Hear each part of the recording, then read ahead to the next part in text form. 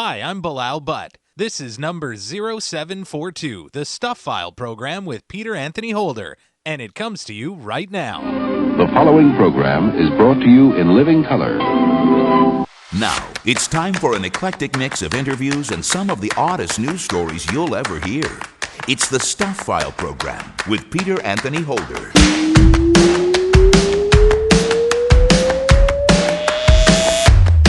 Hey there, hi there, ho there! Peter Anthony Holder here with you, and yes, this is indeed another edition of the Stuff File program, number 0742.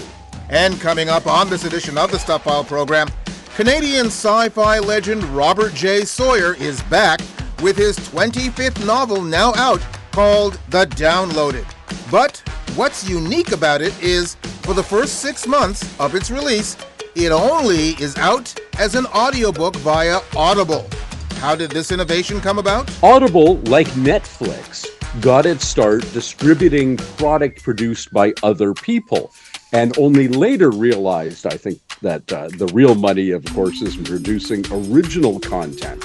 And Audible Canada, in particular, decided they wanted to approach some big-name Canadian writers and see if we might be willing to have our next works come out first as audiobooks from Audible.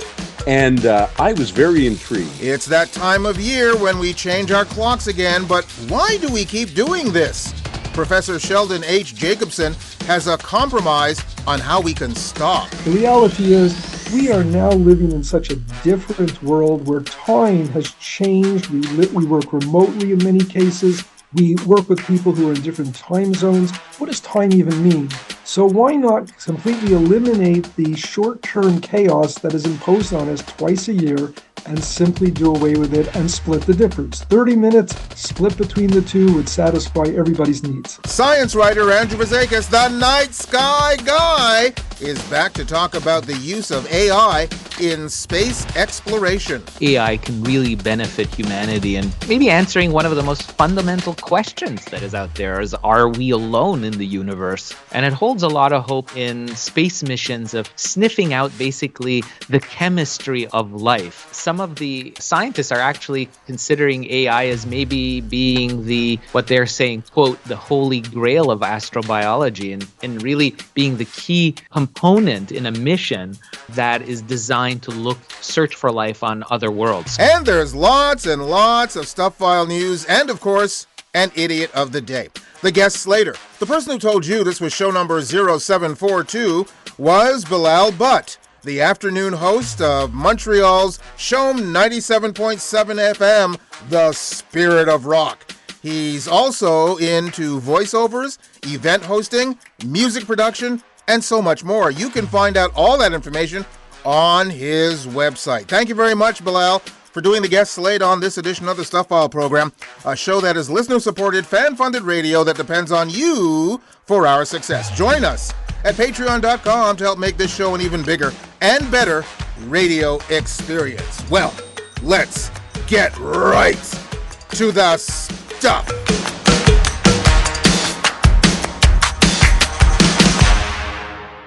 As college antics go, it stands up.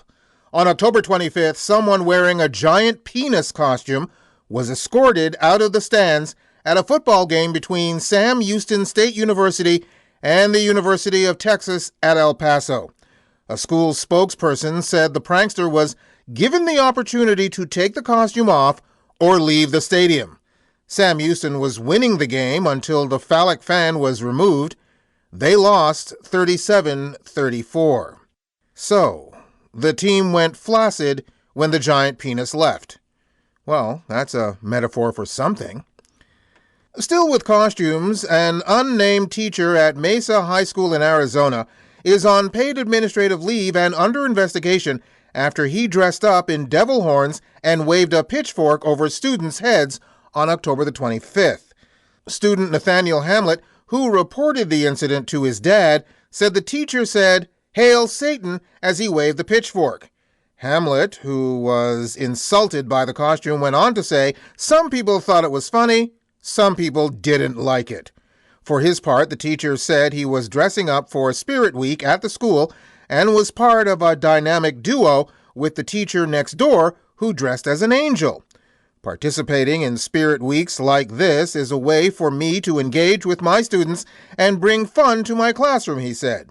It's truly not any more complicated than that. Mesa Public Schools said in a statement that the investigation is ongoing. Well, I guess debating over this will draw attention away from, all the books in schools that are being banned. A store in Swansea, Wales that supports the Bernardo Children's Charity has circulated a request to its donors. Please don't send us your sex toys. The statement said, please be mindful that we are a children's charity, and as such, we have a range of ages on our wonderful volunteer team. We're therefore asking you that you refrain from donating your used and unused marital aids. Oh, dear Lord. Used?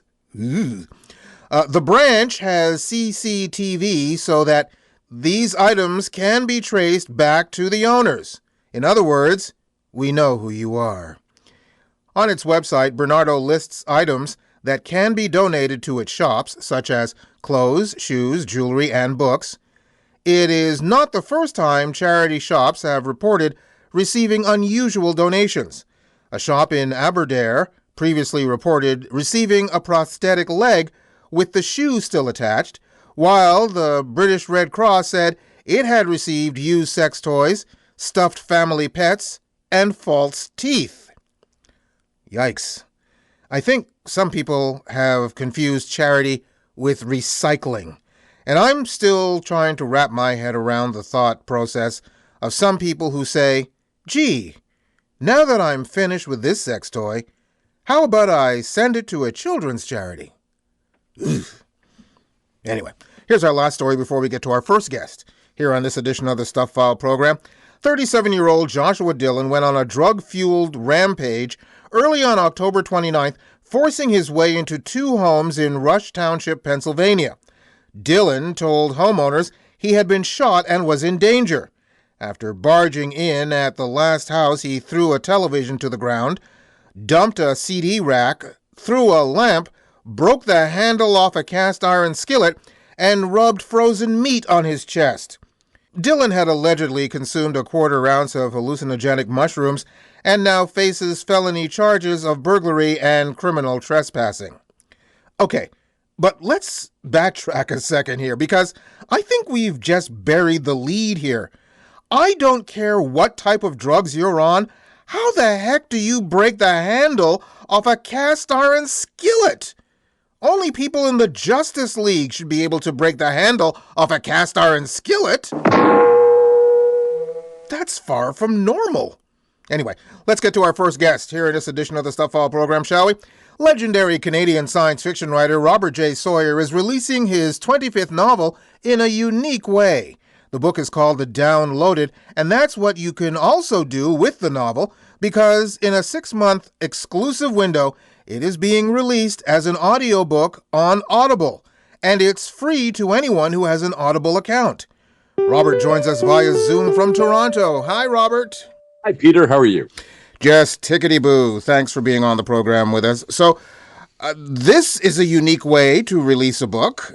When did you come up with this idea, and how did you come up with this idea? So it wasn't my idea, but I think it's a very good idea. Audible, like Netflix, got its start distributing product produced by other people, and only later realized, I think, that the real money, of course, is in producing original content. And Audible Canada, in particular, decided they wanted to approach some big-name Canadian writers and see if we might be willing to have our next works come out first as audiobooks from Audible. And I was very intrigued. As you may know, I have a degree in radio and television arts, and I've done work, a little bit of radio drama work for CBC Radio. And so I said, sure, let's see what we can come up with. And then they sweetened the pot by bringing on board Gregory J. Sinclair. Well, Greg used to be the head of radio drama at the CBC as the person who would direct and produce the production of the audio version of whatever novel I was going to write next. The whole thing was a wonderful, wonderful experience. And Audible paid me very handsomely for this exclusive window. So absolutely, I was thrilled to get on board with this, as you say, very unusual way of launching a book, but it's launching it in not only stereo, but Dolby Atmos. It's a wonderful way to experience The Downloaded, my 25th novel. Now, is this audiobook dramatized or just narrated? So interestingly, I wrote it as straight narration because of COVID-19. We originally had thought, yeah, we'll do it as an audio drama, right? Radio drama, voices back and forth. And then the COVID protocols hit, and Audible said, flag on the play. We don't know if we can get more than one performer into a recording studio at a time, given COVID lockdown procedures. So Greg, the producer, said, what about Rashomon? It's the Akira Kurosawa film that has different first-person points of view recounting the same story. And I said, that's our template. That's how we'll do it. Well, by the time we were finished, those COVID protocols were lifted. And Greg said, I'm going to, we've recorded all the actors individually, one at a time, but I'm going to undertake to intersperse and put all the actors together in a scene. And I said, you go, girl. That's a lot of work, man. But he did it. So it does play like radio drama, even though it was recorded as 9 separate first-person narrators who each were alone in the recording studio when they did it. The narrators are spectacular. Greg and I, when we were batting around ideas, said, who do we want? Main character is an ex-con named Roscoe Kadulian. Who would be great for this kind of rumpled, rough around the edges person? Greg said, hey, who would be the ideal? We want Canadians. What about Brendan Fraser? And I said, oh my God, Brendan Fraser. He's perfect. You're exactly right. And then Brendan went and won the Academy Award for Best Actor for his role in The Whale. And we thought, well, we're done. There's no way we're getting Brendan. And Greg and I set about writing a B list of who we would like. And Audible said, in good Canadian fashion, hold my beer. They went after Brendan, and they got Brendan, Best Actor Academy Award winner for our main narrator. I was blown away. And Brendan and the other actors, I'll tell you about them if you ask. Yes. All were spectacular. Yeah, I understand you have Luke Kirby. You have Vanessa Sears, who people might know from Kim's Convenience, and Colin Fiore. Well, we've got Vanessa actually is a Broadway actress, but a Dora Maver-Moore theater winner, a theater award winner. It's Andrew Fung. Yes, Andrew. From Kim's Convenience that we have. But exactly. And Colin Fiore. I mean, oh my God, Canadian theater royalty. We were greatly helped by the fact that, again, Greg Sinclair, as I say, came in with all of his experience from doing radio drama at the CBC, and also after CBC wound down radio drama, he went on to be artistic director at Soul Pepper, one of Toronto's absolutely best theater companies. So he was drawing on a lot of his connections to think of who would be the ideal performers. And I'm just blown away, Peter. I had, as you may recall, a TV series on ABC, in 2009, 2010, Flash Forward, based on my novel of the same name. Which, by the way, I got to mention, one of my favorite television series, even though it was short-lived. And I actually read the book after the series and loved that even better. Well, thank you. As the author, we always think the book is better than the movie. But my point was, we had a good cast on Flash Forward, and some big names like Joe Fiennes, but nobody has brought the kind of A-list talent across the board to a production of my work before than Audible did this time. They opened their wallet quite wide to bring in this cast, and I'm just absolutely thrilled with how The Downloaded turned out.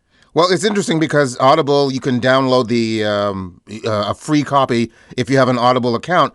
Is it any coincidence that the title of the book is The Downloaded, and what is it about? That's funny because I was chuckling internally. I didn't want to put it on mic when you made that joke in the intro hadn't even occurred to me. No, it's not a reference to it being a downloadable audiobook, but it really is. So, but what it's about, and again, why we're so thrilled in a way to get Brendan Fraser, because his big breakout role decades ago was in Encino Man, as you may recall, where he was a frozen caveman who woke up in modern day California. Well, this is about a bunch of people who have been cryonically frozen, two groups, one a voyage astronauts leaving on an interstellar voyage, going to have the voyage happen in hibernation, and the other convicts who are having their prison sentences served in a virtual prison with their bodies frozen while it's happening. And they are forced to download back into physical reality and have to learn to work together because they turn out to be the only survivors of a catastrophe that hit Earth. The right stuff kind of astronaut folks, and these very much the wrong stuff. They're still current convicts when they're downloaded, trying to rebuild humanity after an apocalypse. Wow. You've written so many books, and they're all very different in a lot of cases. And I marvel at where these come from. What's the mind of Robert J. Sawyer really like? So this, I mentioned COVID as a production difficulty, but it was also the genesis of the whole project, because we had started essentially all living uploaded lives in virtual existences because of COVID lockdown. We didn't go to the office anymore. We telecommuted from home. We didn't go out to restaurants. We had services bring us stuff to our home. We didn't physically go out with our friends. We chatted on Zoom or other online services. But I knew, as we all were hoping, of course, that the COVID pandemic would come to an end. And at some point, we'd all have to download, figuratively, back into our physical reality.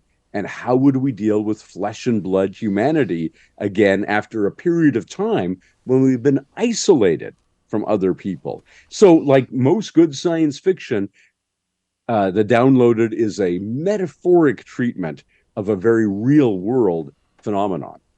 Well, as a science fiction writer, and I've asked this of science fiction writers in the past, but I don't think I've asked you, so I will ask this question, and that is, as a science fiction writer, you get to create these worlds, these what-if situations, and I'm just wondering if in your personal life, are you generally an optimistic person or a pessimistic person?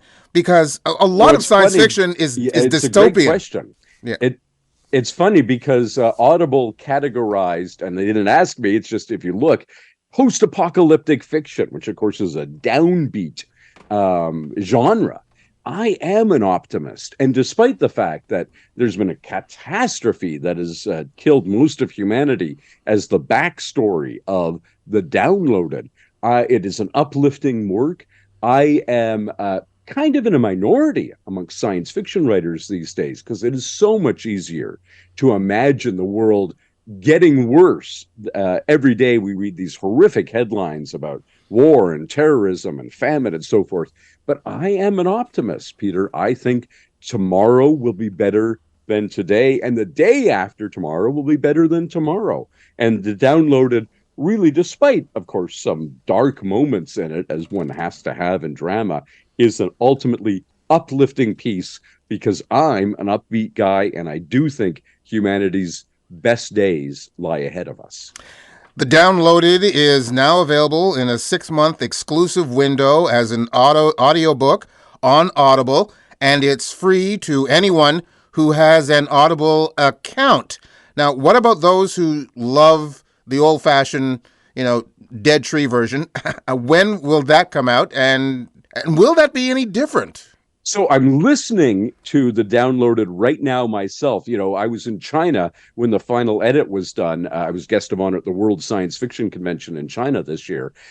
So I'm making little tweaks to the text in response to, this is the way Brendan Fraser read it. That's an interesting take on the line. Maybe I have to put some italics here or italics there in the printed text. The book will be out Audible did negotiate for a 6-month exclusive, so it comes out in a book form when that's over. And in fact, the release date will be May 7th, 2024. In print edition, absolutely. Get it at your local bookstore, and an ebook edition as well. Excellent. Again, Robert, thank you very, very much for taking the time to be on the program with us. Always a joy to have you on the show, and people should get their audio version of The Downloaded. Thank you, Peter. Always a pleasure. Science fiction writer Robert J. Sawyer. His latest novel is The Downloaded. You can go to my website at thestuffwall.com to the page for this show, which is show number 0742, and you'll find links to Robert's site. You'll also find the link to Audible, where The Downloaded is available. You're listening to the Stuff File program with me, Peter Anthony Holder. There's still more guests, more news, and an idiot of the day coming your way on the Stuff File program. Stay tuned. The Stuff File program is a listener-supported, fan-funded radio show that depends on you for our success. Join us at patreon.com to help make this show an even bigger and better radio experience. Sign up and find out about our rewards program. Being a patron doesn't have to be a long-term commitment. There's absolutely no obligation. You could join today and end whenever you'd like. But the time we have your support would be so greatly appreciated. We'd also love to hear your thoughts about the show and even your ideas for rewards. Join us for the ride. Join us at patreon.com/The Stuff File program.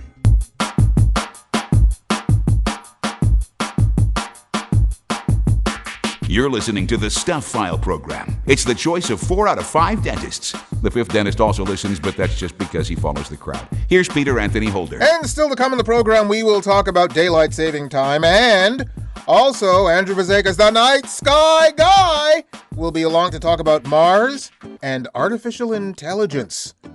But we have more Stuff File news to get to right here, right now, and also an idiot of the day later on, so stay tuned for all of that. Off-duty airline pilots are often allowed to deadhead, that's ride in the cockpits of passenger jets, especially when they're heading to captain an upcoming flight from the destination. 44-year-old Alaska Airlines pilot Joseph David Emerson was in such a position riding along in Flight 2059 from Everett, Washington to San Francisco, California.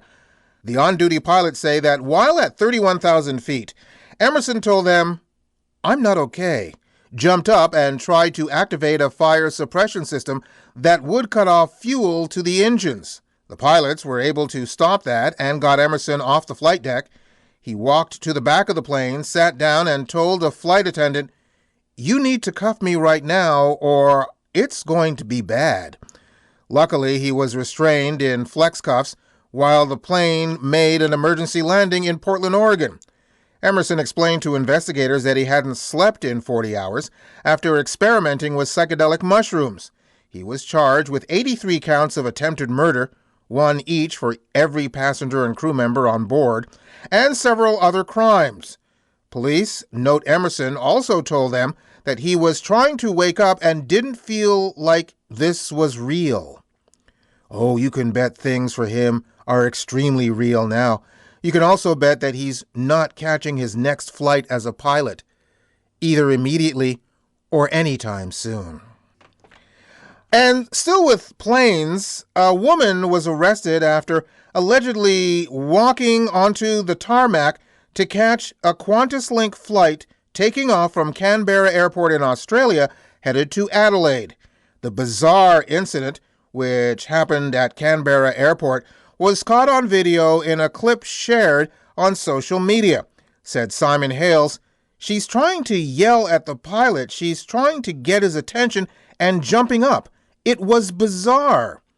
Hales described the ordeal in a Facebook post, stating that the woman had missed her flight clearly and thought she could still catch it. She pushed past the staff at the door, ran down onto the tarmac, and ran up to the plane.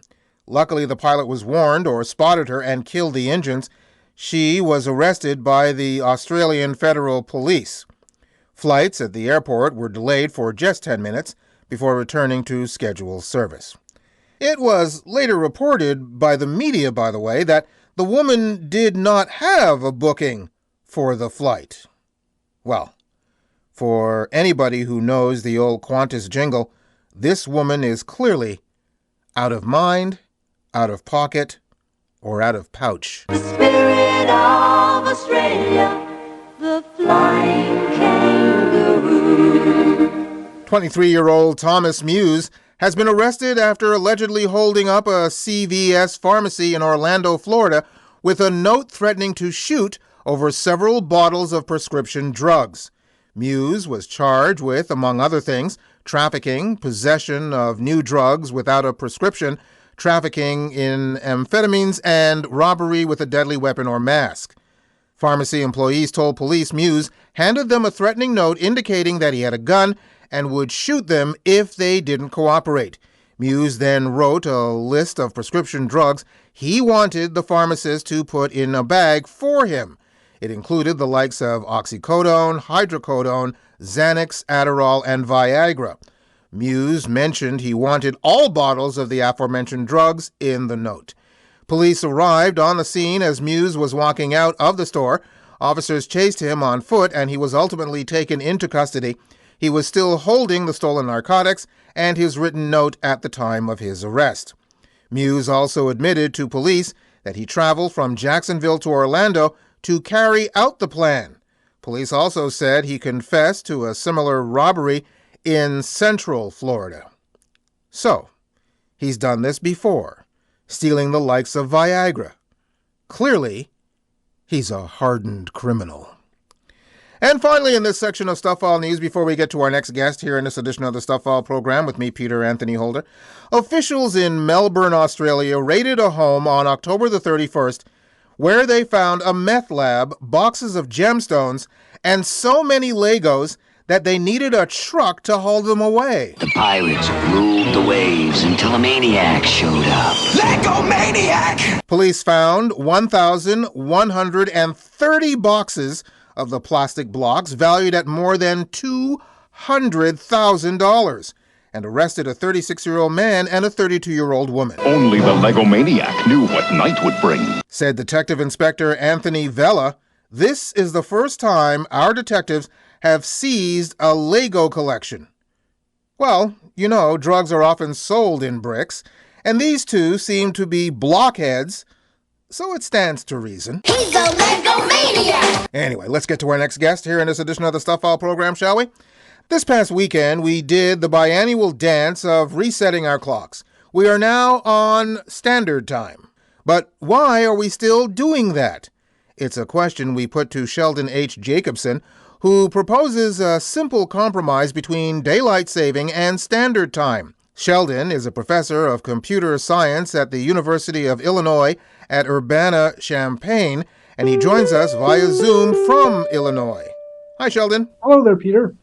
Thanks for being on the program with us. So, I know there was an important reason why we made the clock changes in the first place. Is that reason still valid?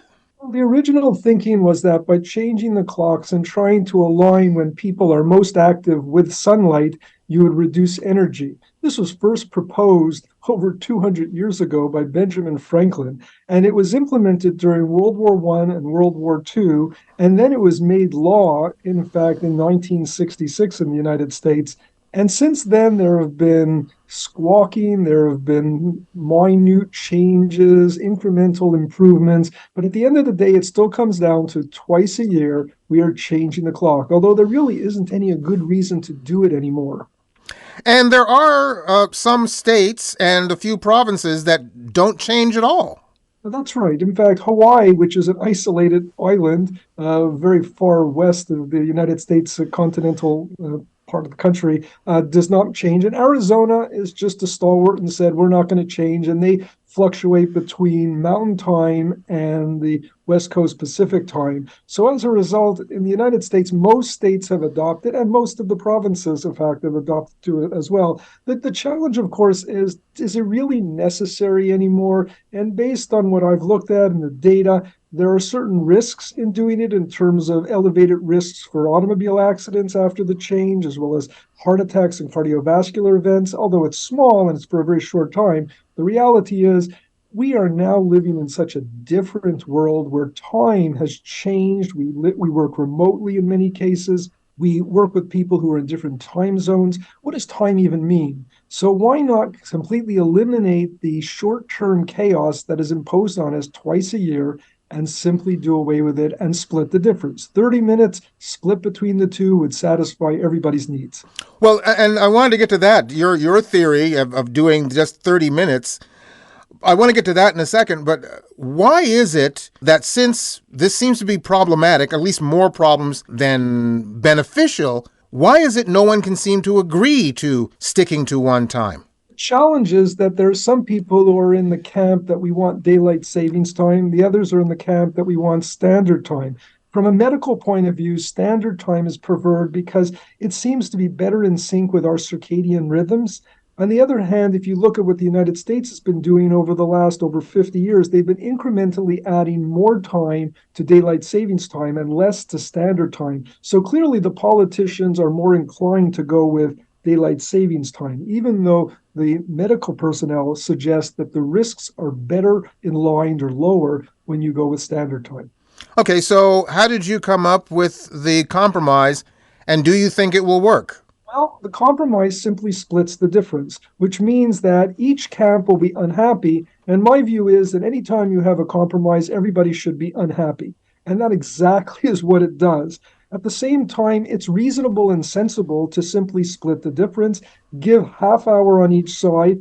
The medical people will frown and saying it's not what we wanted, but it's better than what we're getting. The politicians who want daylight savings time will say it's not what we want, we're unhappy, but on the other hand, it's giving us something that is reasonable. And the nice thing is that it can be a bipartisan movement that could be agreed upon. I'm sure once it's done in the United States, Canada will follow suit. And then when you're going to Europe or Asia, the half hour doesn't make a big difference. Newfoundland already is on their own unique time zone with a half hour extra beyond Eastern time. This seems like the right time to take some chaos out of people's life and give them the gift of stability in time. Okay, well, you just brought up a point, and that is Newfoundland. Would they still be a half hour different from us, even though we are eliminating one time increment basically, but we're only moving it by a half hour? Would they still be a half hour behind us? Well, it's really up to them. They can do anything they want, obviously. Because the sun is rising so early in Newfoundland, they've decided to have the extra half time zone, certainly. They can keep that if they want and shift by half hour, or they don't have to. It really is up to them of what they want to do. The key point is that anything that we can do in terms of policy changes that reduces chaos in people's life, I think is a big win for everyone. And this is one such example. Can you get not only politicians in this country and in the United States to agree, but can you get others to agree? And the reason why I bring that point up, early in my career, I used to work at Radio Canada International. So I had to deal with time changes not twice a year, but 4 times a year, because certain parts of Europe and Asia change their clocks at different times to what we in North America did. So if we can't agree when to change the clock, can we agree on a uniform time? Well, I doubt if we'd be able to get a uniform consensus across the globe, certainly. At the same time, that if the United States and ultimately Canada could agree on something that works for them, that of itself will provide influence for other countries to at least look at the issue and move forward. They may not agree, but when you're traveling to Europe or Asia, and we're talking about, 5, 6 time zones, 7 time zones, 8 time zones even, and more, then it makes sense for people to at least consider the issue. I'm not claiming that this is going to be adopted by everybody, but I do think everybody should be discussing the fact that anything we can do to simplify people's life and remove some chaos is a win. Well, twice a year we change the clocks, and twice a year we hear the argument as to why we change the clocks and should we use a standard time all year. That being said, do you think we're getting any closer to that happening, or is it just biannual talk every year? Well, we certainly like to talk about it. And as an evidence of that is that I'm discussing this with you right now. At the same time, there is a solution, and it's a solution that could work.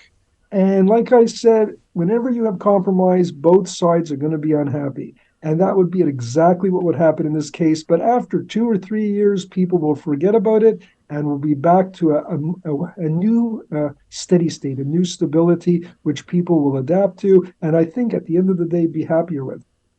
So, in your heart of hearts, looking ahead, when do you think this would happen? Either your idea of the half hour or the complete changing to just standard time. When do you think that will happen? Well, the U.S. Senate has put forward different bills. There's one right now sitting, but once again, people can't decide, should it be standard time, should it be daylight savings time?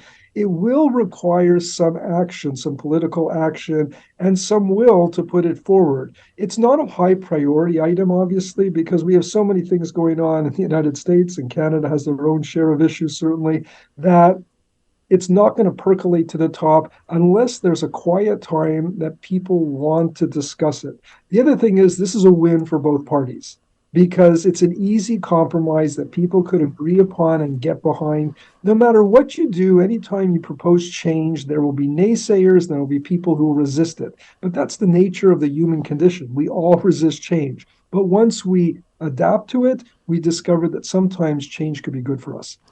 Unfortunately, both in the United States and this country, it's not necessarily all the other things that are on the table. It's the fact that people just can't seem in politics these days to come to any kind of compromise and get along. So it seems like this would be a debate that would have people pulling their hairs out. It's such a simple solution to what appears to be a complex problem. And if each side of the aisle wants to demonstrate that they're willing to compromise, this is a low-risk opportunity for them to do so. And once again, the people who will benefit are everyone in the population. Can you imagine that when we get to these times of year, like just happened in November, just beginning of November, where we flipped our clocks, when we do that, we realize, that wasn't so bad. We didn't have to do anything. And after a few years, we'll even forget about it. It won't even be on our mind. And once again, anytime we can simplify our life, it's a win for everybody. Yeah, we just need to rip that Band-Aid off. Sheldon, thank you very, very much for taking the time to be on the program with us.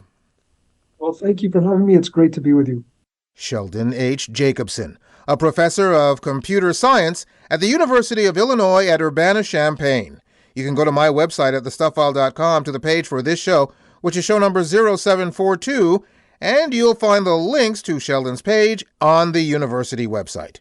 You're listening to the Stuff File program with me, Peter Anthony Holder. Portions of the Stuff File program are available to you via audia.io. At Audia, you'll find hundreds and hundreds of Stuff File program interviews going all the way back to 2009. That's Audia, AUDEA.io. There's more Stuff File program coming your way right after this break. Here's a brief word about our show and my book. If you become a regular Patreon patron of the Stuff File program, I'll give you an e-version of my book, Great Conversations, My Interviews with Two Men on the Moon and a Galaxy of Stars. It's easy to do. Just go to patreon.com and become a patron to help make this show an even bigger and better radio experience. So, join Patreon and claim your copy of Great Conversations, My Interviews with Two Men on the Moon and a Galaxy of Stars. Sign up at patreon.com/The Stuff File program. Latitude 47 degrees 14 minutes north. Longitude 84 degrees 39 minutes west. Location Montreal, Canada. This is the Stuff File program with Peter Anthony Holder.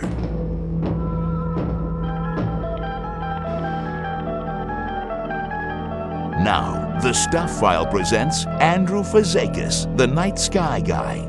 It's radio that's out of this world. Andrew Fazekas, the Night Sky Guy, is a member of the Royal Astronomical Society of Canada and the author of National Geographic's Backyard Guide to the Night Sky, and also National Geographic's Stargazer's Atlas, the ultimate guide to the night sky.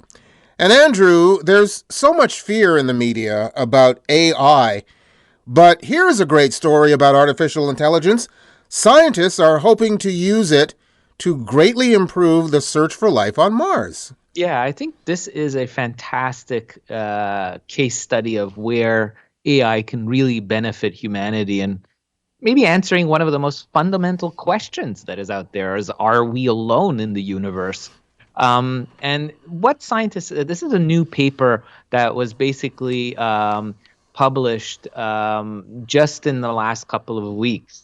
And it holds a lot of hope in space missions of sniffing out basically the chemistry of life. And some of the scientists are actually considering AI as maybe being what they're saying, quote, the holy grail of astrobiology, and really being the key component in a mission that is designed to search for life on other worlds. So we could be talking, of course, on Mars, or maybe one of the moons of Jupiter and Saturn that are very much right now as being some of the main sites in our solar system that have a possibility of holding present life, or at least evidence of past life, fossilized life.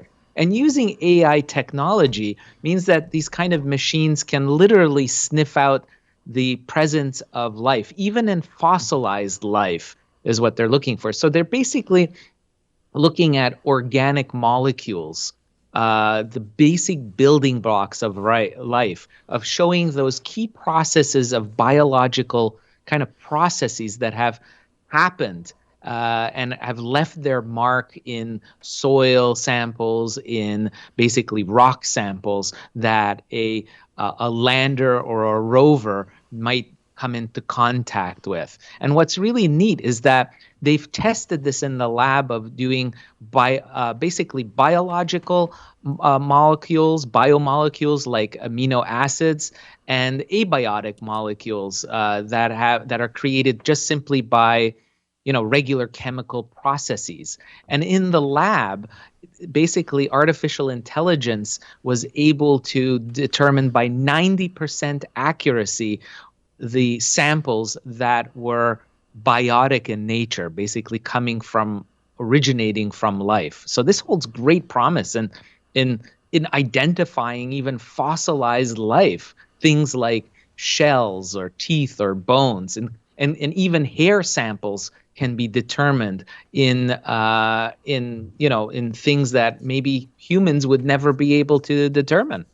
And this is not something new to the world of space exploration. I understand that AI has been used for a little bit of time in searching for life from ground telescopes. Well, yeah, I mean, when we're talking about artificial intelligence in the search for life, we can use it remotely to kind of determine habitable worlds around other stars, as well as being able to even be used to kind of bring about more clearer imagery of other worlds, of what they would look like, and what is the chemistry of life like, and what is the potential for habitable worlds. One of the key ingredients is water.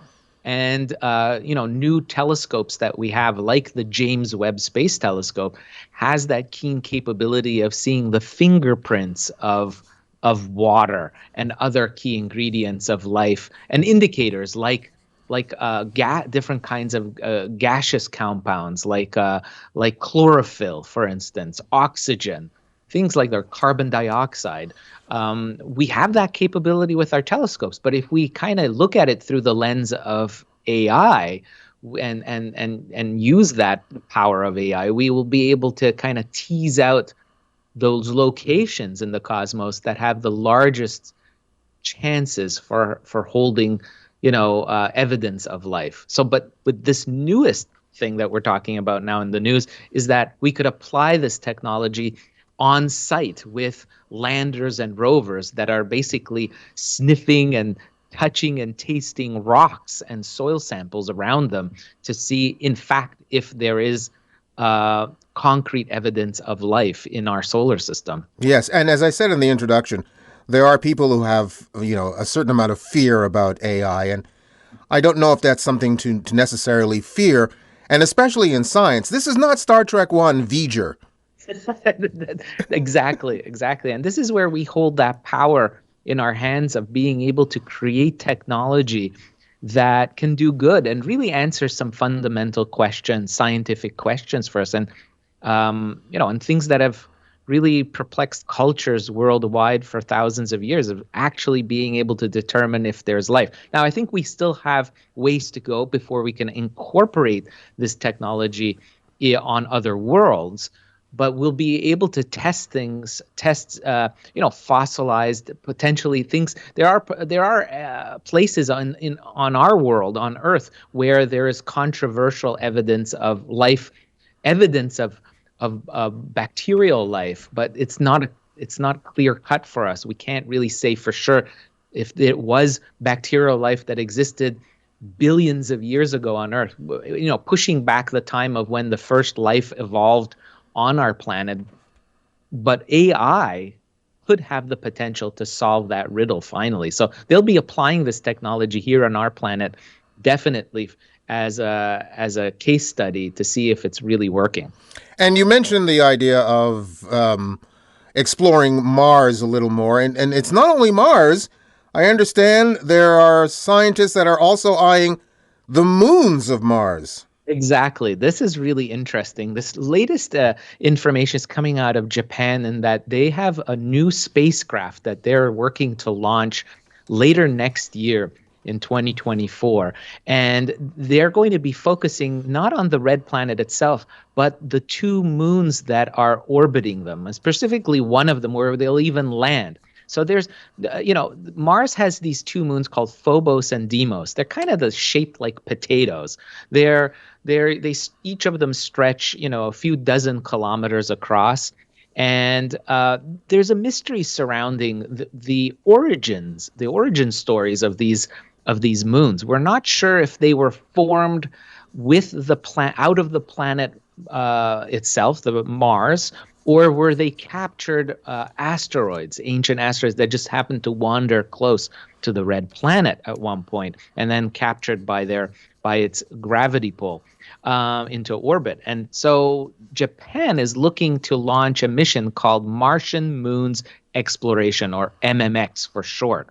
And it's basically what it involves is sampling and drilling into the larger of the two moons called Phobos, and actually collect samples that they would bring back to Earth. Now, Japan is the Japanese Space Agency, JAXA, is a great entity to be able to do this. They have the in-house technology and knowledge, legacy, because they've successfully been able to collect samples from two asteroids. The Hayabusa missions that they've launched were the first time in history that humans were able to actually collect samples from asteroids. And they pulled it off so well that they now are going to use their know-how to go to the moons of Mars to see if they can take that technology, collect samples, and answer that. One of these big questions is, how did these moons form? The major theory right now is that there was an ancient impact on Mars when it was forming billions of years ago. And out of that impact, it threw up so much material out back into space. Some of that material coalesced and formed these moons. And so if they go there and they find that the samples are, in fact, kind of have been cooked in a sense under high heat, that would answer the question that they were formed most likely from an impact out of Mars. They're actually pieces of Mars that have been recooked. Or if it's pristine samples that have certain chemistry, very indicative chemical fingerprints that are kind of indicative of being literally ancient and similar to other asteroids in the solar system, then we know that they were captured. But it's going to be a really amazing technological mission. It'll launch late next year, slated to arrive a year later in 2025 around the orbit of Mars. It will even have a rover that's built by the French and German Space Agency on board, tagging along, that'll be landing on the surface, scouting out the potential sites of where they'll collect samples. And we can expect those samples to return, hopefully, by the year 2029. We're completely out of time here. And that's a shame, because We talk about the red planet all the time. We talk about all of the missions going to the red planet. And we never talk about Venus. Mars is the red planet. Venus is the unloved red-headed stepchild. Our closest neighbor. And we don't talk about Venus. It's like on the Brady Bunch. It's all Mars, Mars, Mars. Venus is Jan. So I'm just wondering. Middle child. Yeah, can we go to Patreon and talk a little bit about Venus, because Venus needs some love. You bet. Let's do that. Okay. Andrew Fazekas, the Night Sky Guy. You can check out the website at stufffile.com and find out more information about his books, where you can also get an autographed copy from his website for his books. So, say those two magic words, sir, and before we go to Patreon. I wish everyone clear skies. Andrew Fazekas, the Night Sky Guy. You can go to my website at thestuffile.com to the page for this show, which is show number 0742, and you'll find links to Andrew's site to get your own personal autographed copy of his books. And Patreon subscribers, you can hear more of Andrew as a Patreon reward extra, where we'll give some love to Venus, learn about kilonova explosions that can kill us all, and you were worried about Bennu. Plus, just how old is our moon? Just go to our Patreon page, and if you're not already a member, become one of the select patrons of the show. Visit patreon.com/The Stuff File Program. You're listening to The Stuff File Program with me, Peter Anthony Holder. We do have an Idiot of the Day coming your way a little later on, but we have a few more Stuff File news stories right here, right now. Okay, so before I read this next story, it is not uncommon, especially in other cultures outside what's considered the norm in North America, for adult children to continue to live with their parents. I myself didn't leave until my early 30s, and my parents, even up until the time I showed them the condo that I bought, still wondered why I was leaving.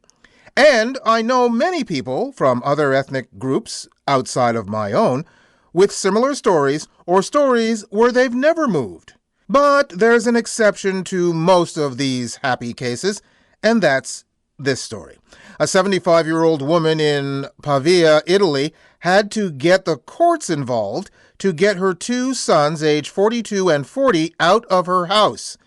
Mom described her sons as parasites who had been living with her without contributing financially, even though both had jobs. Judge Simona Catabiri called the brothers bamboccioni, or big babies, and declared they have until December the 18th to vacate the woman's home. Said the judge, once a certain age has been exceeded, the child can no longer expect the parents to continue the maintenance obligation within limits that are no longer reasonable. The brothers hadn't decided whether they would appeal the decision. Wow. Big babies indeed. The mere fact that these two are even thinking about appealing is really all I need to know about them. On a personal level, they're not appealing at all. Yeah. Two unsuspecting visitors to Wortham Park in Houston, Texas on October 26 were the victims of a teenager's scream for attention. 19-year-old Alfred LaShawn Lewis and 18-year-old Kingston Miker cooked up a scheme wherein Lewis first tried to rob a man and then sucker punched another man in the back of the head as Miker filmed the actions. According to Ashley Sheridan, a prosecutor in the Harris County District Attorney's Office, they did this for fun and posted it on social media, which is simply unacceptable. For his part, Lewis was contrite. He said, I just made a mistake, and everybody makes mistakes. What people don't see is that I shook his hand after and gave the man a hug. Oh, well then. Case closed, huh? Yeah. He'll probably get a big hug from his cellmate named Bubba.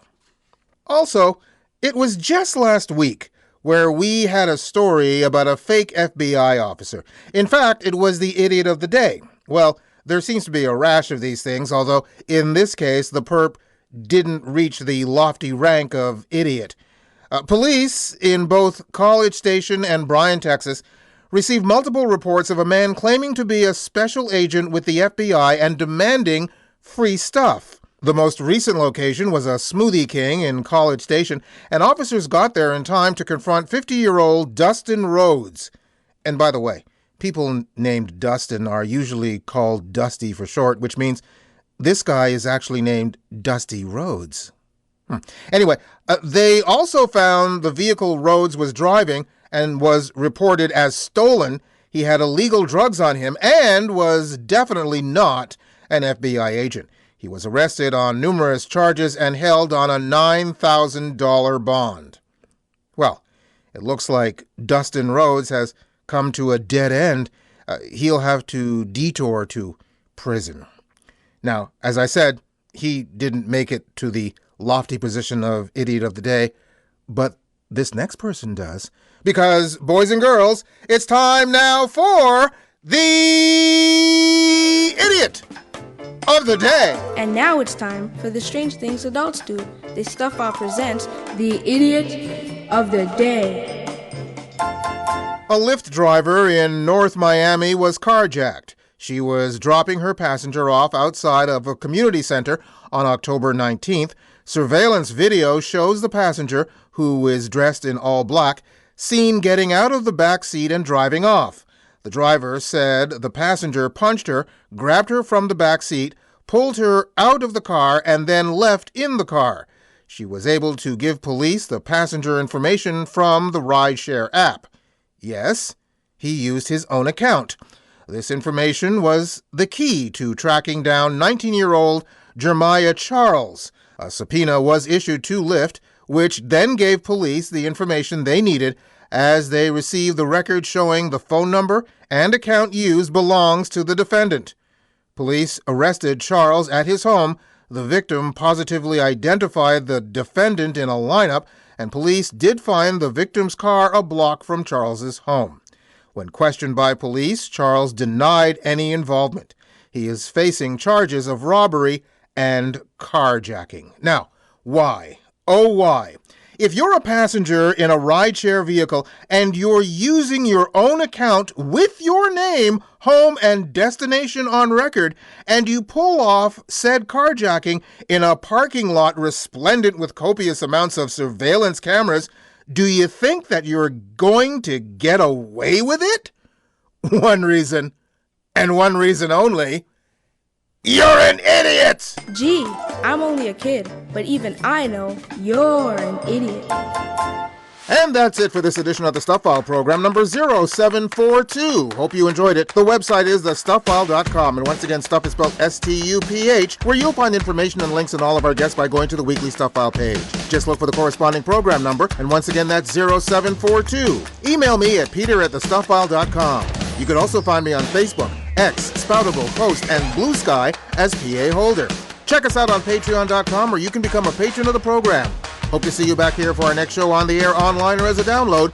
We're coming to you from everywhere, including KDXRadio.com, TrueTalkRadio.com, over the air on World FM in New Zealand, WLSLLP-FM in Dade City, Florida, KZZHLP-FM in Eureka, California, CKUW-FM in Winnipeg, CFMU in Hamilton, CKLU in Sudbury, Local 107.3 FM in St. John, CHSR in Fredericton, and also streaming on just about any streaming service your little heart desires. That's it. Bye-bye. You've been listening to the Stuff File program with Peter Anthony Holder, a presentation of Flying Fish Communications. While it may be an enjoyable, pleasant experience, some side effects may occur. Listening to Peter may cause bloating, drowsiness, Tourette's, web feet, or an oily discharge.